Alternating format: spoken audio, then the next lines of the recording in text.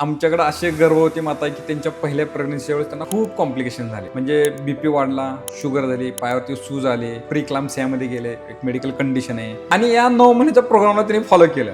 आणि सेकंड प्रेग्नन्सीच्या वेळेस या गर्भसंस्कारामधून त्यांना बीपी नाही वाढला, शुगर आली नाही, पायावर सूज नाही, प्रीक्लाम्सिया नाही, कुठला त्रास नाही, कॉम्प्लिकेशन नाही, कुठलं ऍडिशनल इंजेक्शन नाही, गोळी नाही. मग ते स्त्रोतज्ञांकडे गेले, त्यांनी चेक केलं आणि त्यांनी सांगितलं की अंगावरून पाणी जाते आणि आपलं बाळ पाण्यामध्ये जिवंत आहे. पूर्ण पाणी निघून गेलं तर बाळ गुदमरायला लागतं. त्यामुळे पूर्ण पाणी जाण्या अगोदर आपल्याला त्याला सीझर करून बाहेर काढायला पाहिजे. ओके.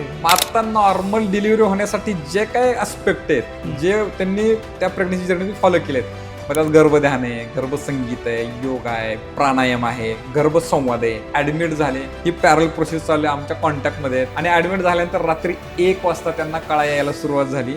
आणि शॉकिंग म्हणजे पहाटे 4:23 त्यांची नॉर्मल डिलिव्हरी झाली. वा. गर्भसंस्कार हे आपण नॉर्मल डिलिव्हरी होण्यासाठी पण घेऊ शकतो का? म्हणजे पण आता कळा यायला लागलेत, पण त्या कळा कशा घ्यायच्या ह्याच्या ट्रिक्स आहेत. ओके. त्या गर्भवती मातांना माहित नाही तरी प्रॉब्लेम आहे. आता कळा घेते, पण ते घेत असताना आपण श्वासावरती कसा कंट्रोल करायचा, त्याला ब्रिदिंग टेक्निक्स म्हणतात, ते कसं आहे ते माहित नसेल तर मग ते घेऊन घेऊन थकून जाते ते गर्भवती माता. इकडे सिस्टर म्हणतात घ्या कळा, डॉक्टर म्हणतात काळा घ्या तुम्ही, बाळ कसं नॉर्मल डिलिव्हरीची, त्याचं प्रेशर आणि वाढतं. मग आता माझी नॉर्मल होत नाही काही, ही भीती वाटली तर मग होतच नाही. बरोबर. कारण हार्मोनल इम्बॅलन्स व्हायला लागतं. डिलिव्हरी ही नॉर्मलच आहे. निसर्गाने डिलिव्हरी ही नॉर्मल आपसुकच आहे.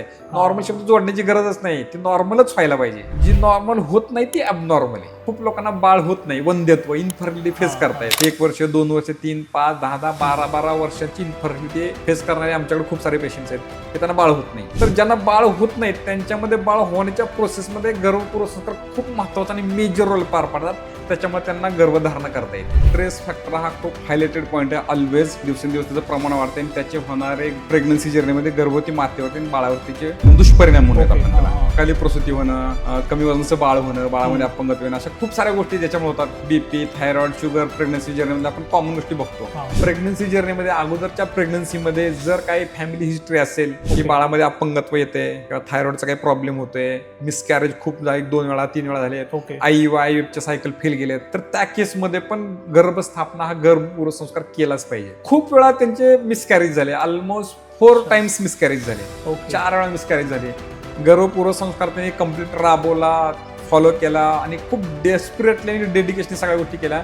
आणि 5 वेळा त्यांची प्रेग्नन्सी राहिली, ती कम्प्लीट केली आणि त्यांचं बाळ व्यवस्थित आहे. IVF जरी करायचंय तरी आम्ही त्यांना हा प्रोग्राम सांगतोच.